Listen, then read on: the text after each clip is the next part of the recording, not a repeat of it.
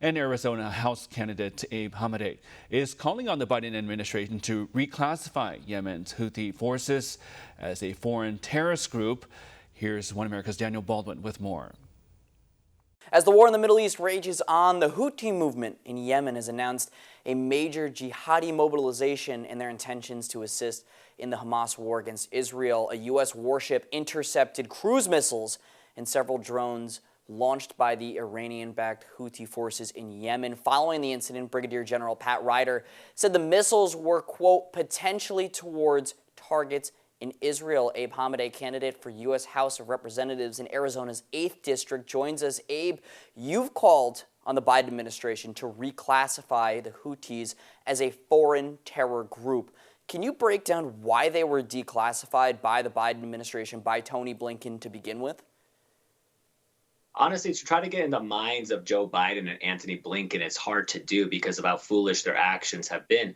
But if you look at when I was serving in Saudi Arabia with the U.S. Army, we were getting missiles coming in from the Houthi rebels. And those missiles were provided by the Islamic Republic, the Islamic regime of Iran. So, what we're seeing right now is all the Middle East is on fire. And Joe Biden, the month he took office, he decided to declassify the Houthi rebels as a terrorist organization. By the way, we were still getting missiles coming from them when he decided to do that. And, they were targeting Saudi Arabia, but they're also targeting, military sites and civilian sites. But what we're witnessing right now in the Middle East is a complete lack of diplomacy and a complete destruction of U.S. State Department's initiative in the Middle East. Compare this to when President Trump was in office. I was there under both Trump and Joe Biden. I was serving overseas. And I remember at the time, Joe Biden called Saudi Arabia a pariah state. And now look at what we're seeing right now with oil going up. I mean, they're snubbing Joe Biden in Egypt, Jordan, Saudi Arabia.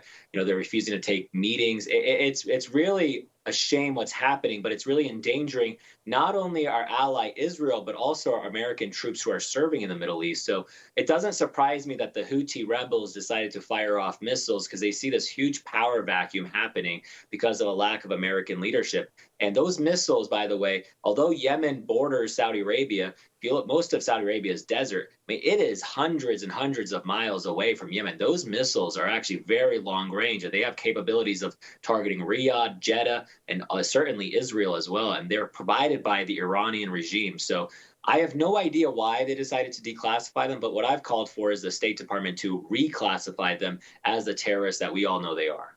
It seems like a simple step. It seems something that you could just simply wake up and decide to do. Why is something as simple as that, just classifying them as a foreign terror organization, a significant and crucial step that needs to happen? Why specifically that?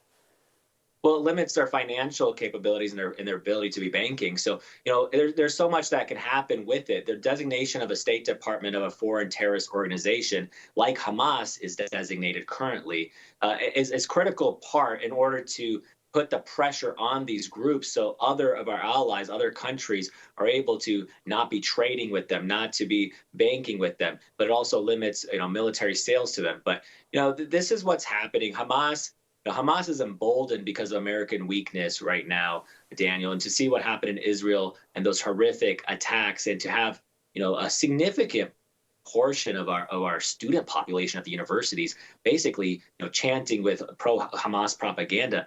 It is such a concern, but this is exactly what I've been talking about. We're witnessing what's happening in every single institution domestically, but look at what they're doing internationally as well. And Antony Blinken, you saw him make the talk show rounds the other day, saying that there's no intelligence that Iran has been behind the Hamas attacks. This is the same man who said that Hunter Biden's laptop was Russian disinformation.